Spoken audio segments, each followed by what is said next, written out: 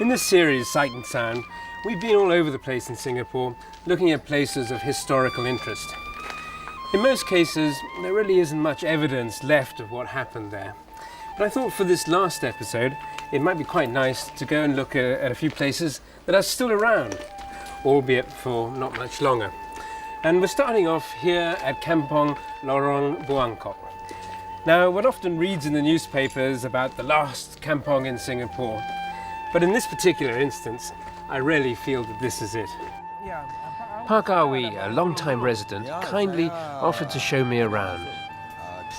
So, Pak Awi, berapa tahun ada tinggal di sini? Saya 50 tahun tinggal di sini. Waktu itu hutan. Hutan? Hutan. Ya. Ini hutan potong, jadi kontong royong bikin rumah. Bikin saya punya rumah dulu, sudah habis. Bikin dia punya rumah dulu, sudah habis. Bikin dia punya rumah dulu. So, kenapa orang mau datang di sini? Ya, pasal jauh dari pusat di kota? Ya, mungkin di sini dia selesa. Dan tanah murah sewa. Murah sewa. Satu bulan berapa? Baru $13. Dulu yang pertama 50 tahun baru $2. Dan tahun itu tahun 50 ya? Mungkin tahun lebih kurang. Dan waktu ini apa kerja kamu bikin? Saya tore gitar. Oh, gitar ya?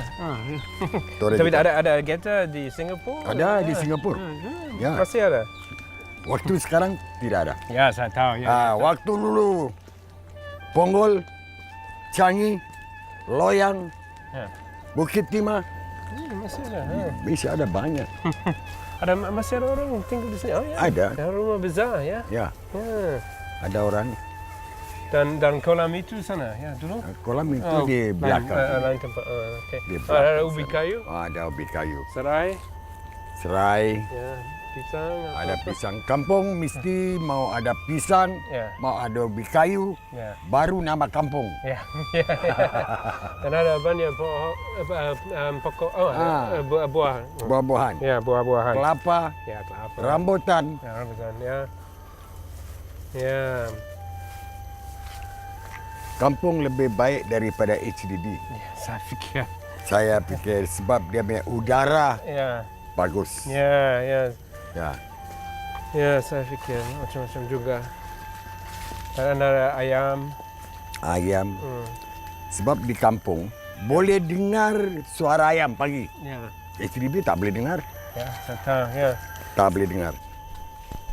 So, Pak Awi, apakah jadi kampung ini? Berapa tahun lagi orang boleh duduk di sini? Saya rasa saya pun tidak tahu. Ini terpulang kepada kerajaan. Ya. Kalau kerajaan halau, Pak Awi terpaksa pergi. Ya. 2 tahun, 3 tahun, belum tahu. Ya, belum tahu. Ya. Tapi saya fikir tidak ada kampung lagi. Tidak ada kampung lagi. Kalau kerajaan sudah halau kampung ini, mungkin tidak ada kampung lagi di Singapura. Ya, sejarah. Ya, kalau boleh kerajaan simpan kampung ini, saya rasa lebih baik. Ya, saya fikir anak di sekolah boleh datang di sini. Boleh datang sini, dia boleh tahu macam mana cara kampung. When I was a child, I used to live opposite a kampong, and I remember those days with great fondness. The children playing in the sand, the chickens scrabbling in the dirt, lovely fruit trees, beautiful houses made of wood and atap. And it's a shame really to think that all of this will go one day. We hear a lot about Singaporean identities, and identities are built on a sense of place. And if one completely removes all vestige of the past, then what sense of place does one have? I think it would be a great idea to preserve a little bit of this, a little corner of Singapore, perhaps Pulau Ubin, and say, this is where we have come from. It's a long way, and it's been a very successful path, but it was quite nice back then as well. Like the last kampong, there's another pleasant spot that may soon become just a memory if plans to reclaim land in Simpang and Sembawang go ahead. The price to be paid at Sembawang may be high. The 3 kampongs that once existed here are gone.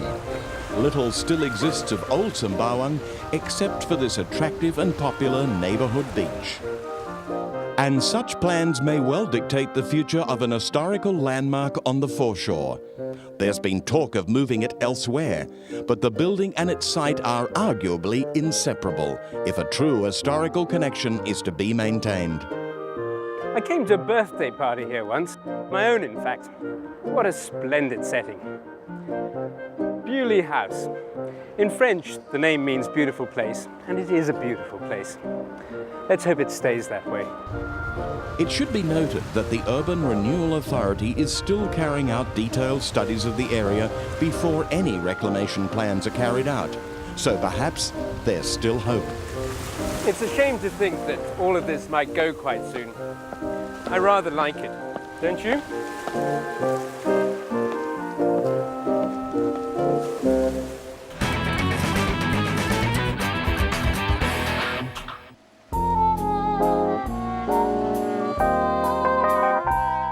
The neighbourhood around Portsdown Road is distinctly unique. A pretty cluster of historical bungalows and apartment blocks set amongst picture postcard rolling green hills.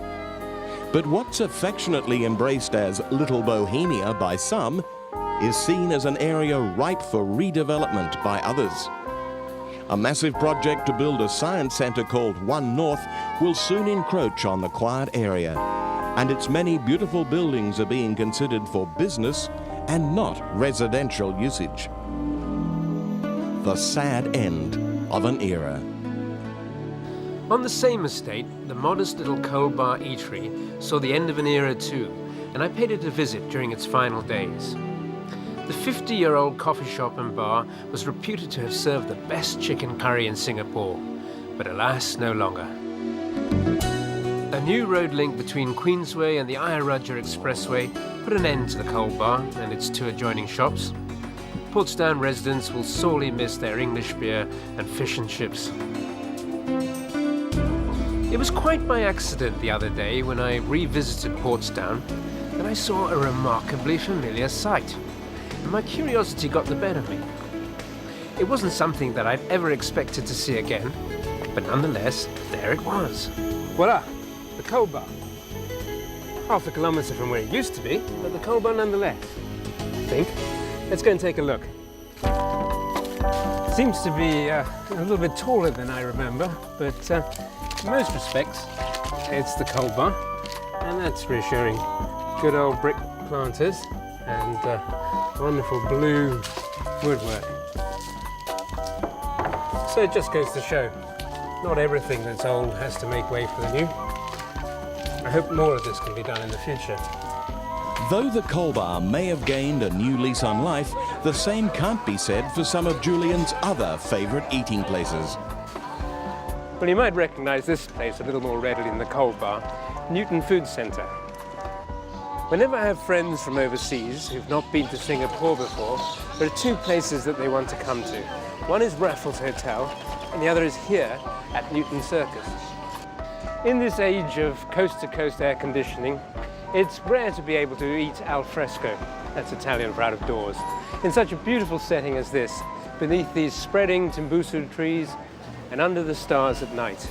Enjoy it while you can, Julian, because Newton Circus Food Centre is scheduled for redevelopment. Doubtless, a nice new air-conditioned food court, also called Newton Circus Food Centre, will be included in the plans. One of the generic style, familiar all over the island. Well, I suppose I'll have to go to Tiong Bahru Market. Wrong again, I'm afraid. Tiong Bahru's about to undergo some big changes as well. An extensive modernisation of not only its picturesquely gloomy market, but its highly regarded food court too. We're reliably assured that the food will remain equally delicious. A change of surroundings, but certainly not a change of taste. Like the magnificent Tiong Bahru estate beside the market, there's still quite a lot of fascinating buildings dotted all over the island that should remain part of the landscape if a degree of diversity is to be maintained. What tends to replace these characteristic structures more often than not favours function over beauty, and the old Victoria School in particular has undeniable beauty. So too has the splendid Tanjong Pagar station, but its long-term future remains uncertain. One of life's small pleasures is to board a train here and enjoy a leisurely journey to distant destinations. My other favourite railway journey is this one here on Sentosa. Children love this slow, low-tech, breezy little monorail, but sadly it won't be with us for very much longer. Apparently it will be replaced by buses, probably not unlike the buses that take children to school. Nothing very magical about that. In the meantime, let's enjoy this gentle journey through the treetops, for in 2 years we can kiss goodbye to the Sentosa monorail. A landmark for over half a century, the National Library won't be with us too much longer. Construction of a new complex is well underway next to Bugis Central, and there are no plans to retain the original library building. Another notable departure was that of a landmark so familiar that I can hardly imagine Singapore without it. Obviously, I hadn't been reading the papers closely enough, because the demolition of the Cathay building was one that took me completely by surprise. As it approached 65 years of age, its owners clearly felt it was due for retirement, and Singapore's first skyscraper no longer scrapes the sky. The fondly remembered building and cinema was whittled away until it was gutted like a hollow tooth, but the facade has been retained to form a link with the past. It'll be part of a bigger, ultra-modern complex, one that we're reliably assured will also house a Cineplex. Not only individual sites, but whole streets have vanished, like this one which used to run between Northbridge Road and Hill Street, gobbled up by the Funan Centre. Hock Lam Street it used to be called, and a busy little place it was too. My goodness, what a lot of laundry. It probably ended just about here in Hill Street, directly opposite the central fire station, which I'm very happy to see is still with us. And likely to remain so, because despite appearances to the contrary, all is not doom and gloom. Though progress remained the priority, the government applied the brakes to questionable redevelopment of historic sites and buildings in the mid-1980s. Reversing the trend, it instigated an ongoing program of restoration and preservation. It's a success story that's been carried over into the private sector as well. A great example is that of the Raffles Hotel. By the 1980s, this venerable establishment had become very run down and not a little seedy, with a large, unsightly extension built in the forecourt, which completely disfigured the elegant neoclassical facade. In 1994, however, the hotel closed its doors and the building was subjected to the most rigorous restoration, from the rooftop to the foundations. And upon reopening, Raffles quickly reaffirmed its reputation as one of the world's leading hotels, a place where presidents and pop stars feel comfortably at home. And it's easy to see why. With the restoration, it was the benchmark year that was taken was 1915. The objective is that you feel as though you were back in 1915, which is probably when the hotel was at its grandest, without any of the later modifications, such as air conditioning and the ballroom and many others. A lot of research went into finding the original fixtures and fittings. I mean, these swing doors by your windows here, they really are lovely. I remember a lot of houses had these when I was a child. The design itself follows the black and white houses of old Singapore, the bungalow style design. Right. And the furniture itself is hand-picked from some of the areas of this region. You have some very old and special Chinese furniture, some antique Malay furniture, some special pieces from Indonesia, and that really makes it, I think, the feeling that you get today, which is the old days, but in a very comfortable modern setting. Yeah, I mean, it's very gracious, and here, marvelous bit of Gothic furniture, quite extraordinary. I mean, you never get away with it today, building something very like special that. pieces.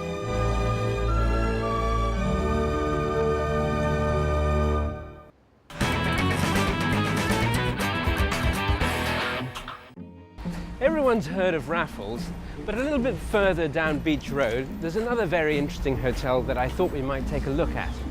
Julian's destination in Rochor Road isn't quite of the calibre of Raffles Hotel, but it stands alone in a class of its own. The 7th-storey hotel is a surprising survivor with an intriguing name, and 40 years ago it was literally one of Singapore's top night spots. Well, I've come here this afternoon to talk to Miss Shirley Fong. Hello, hi there. And Uncle Hock, who I believe are going to take me on a journey into the past. Now, we have what looks like a very interesting lift, and I have heard something about it. Okay. I believe that this is the oldest manual lift in Singapore, still operating. Yes. And you've been working here a very long time, Uncle. Yeah, I work in here 50 years already. Well, shall we take a journey up? Thank you very much.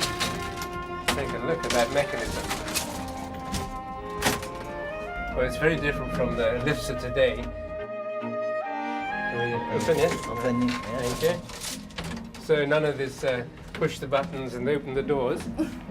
In its day, it was quite clearly the tallest building for miles around, and probably the tallest hotel in Singapore after the Cathay building. Oh, it's a marvellous view. And in the old days, it was just shop houses all around, yes? Yes. All over. Left, right, in front, behind. And you have had a clear view all the way down to Shenton Way. Oh, yes. In that direction. Yeah. Obviously, the building is 7 stories high. That's how it gets its name. It's like, Actually, it's not 7-story high. is it not? Oh, really? No, why? How did it come by its name of 7 stories then? Before it's called a name, Easy Call. Easy Call 7-story and nicer. Yes, more lucky number. Lucky number. Now, one question I have to ask you. I mean, it's extraordinary that all of the old shop houses around here have been razed to the ground, and yet your hotel still stands. Why is this? How come? Well, some people believe it's feng shui, it's superstitious, Yeah. because of the 2 buildings out there. All right. Because the 2 buildings, when it was erected, they say they look like a knife. Yes, And so it chopped off all the shop houses I can see. away, Yeah. and then there's a gap in between, and we are not chopped. Oh, That's why really? we are here. Great, that's a great story. All right, well, let's go have a look at the restaurant downstairs. Right, Yes. so this was once the hottest place in town. Restaurant at lunchtime and nightclub in the evening. This was possibly where your dad might have taken your mum for wining, dining and dancing. A mixed Chinese Caucasian crowd enjoyed Western and Eastern cuisine, live bands and cabaret performances in what might seem a rather modest space by today's standards. And there were tables for, They were all like that. yeah, it's a real sort of 1950s bit of design for you there. Lovely. I heard from the past managers there are people coming here for honeymoon, wedding, yeah, of course, celebration. Yes. Yeah, you just have a reception and nip downstairs to the bedroom. That sounds Yes. great. Very convenient. Lovely parquet floor. Oh, yeah, it's still here. Yeah, good Still for here. dancing. This is still the sofas that we kept from last time. Gosh, I mean, Yeah. fantastic. We only changed the leather yeah, with leather, upholstery, yeah, yes. yeah. And the Right. design is still the same. Yes, and the table too, I bet. Well, thank you very much, Uncle, for your time. And thank you very much, Shirley. Sure. But so, if it isn't 7 stories tall, how many stories are there? Actually, there's 9 stories. Really? Well, that's another lucky number, I think. Thank you very much. Bye-bye. While we're in the neighbourhood, I'm going to take you behind the old Beach Road police station to where much of the writing and research for Sight and Sound took place. In this unassuming 12-storey apartment block that I must confess has no architectural merit whatsoever. The home of my director. He leads a rather Spartan existence, but spends most of his time down the corridor here, in his office where he's scribbling scripts for the series. But he does have a fantastic view, don't you agree? Over there is the splendidly sinister Park View. And then just in front, in the center frame, is the brave little 7-story hotel. And down below, Beach Road Police Barracks.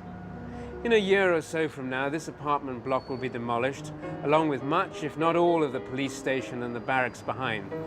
But I'd like to think that at least some of the police station will be preserved and incorporated into whatever is built on the site next.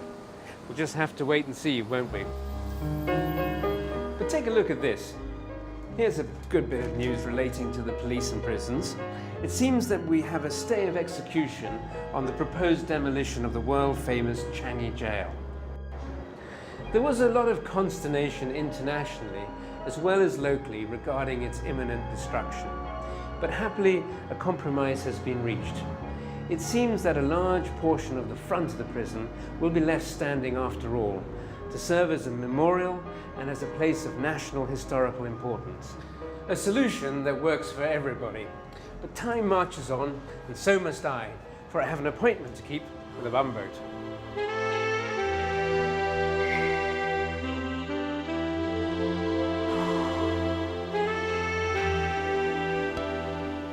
And so tonight we come to the end of our journey through Singapore's past, and it seems appropriate that we should finish up where we began, here at the mouth of the Singapore River, where Sir Stamford Raffles first stepped ashore 185 years ago.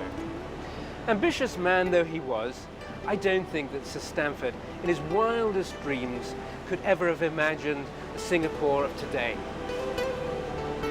An island of modest extent, with no natural resources, which has become a nation in its own right. It's a magnificent achievement, and one that has been brought about through the sheer hard work of generations of Singaporeans and their determination to succeed whatever the odds. And it's something we can all celebrate, I think. No iced lemon tea tonight. Thank you, Sam. Those of you who have been following the series from the very beginning will be well aware by now that I have a great nostalgia for the Singapore of my childhood. Back in the 50s and the 60s, in the days of kampongs and fishing villages, P. Ramlee movies and firecrackers for Chinese New Year. Well, all that was a very long time ago, and we must move on. Even so, I rather wish there was a little bit more of that old Singapore still around today. Having said that, I am reliably informed that the preservation of Singapore's historical buildings and locations now receives the greatest of attention in the highest of places. And that's a story I'd really like to believe. Cheers.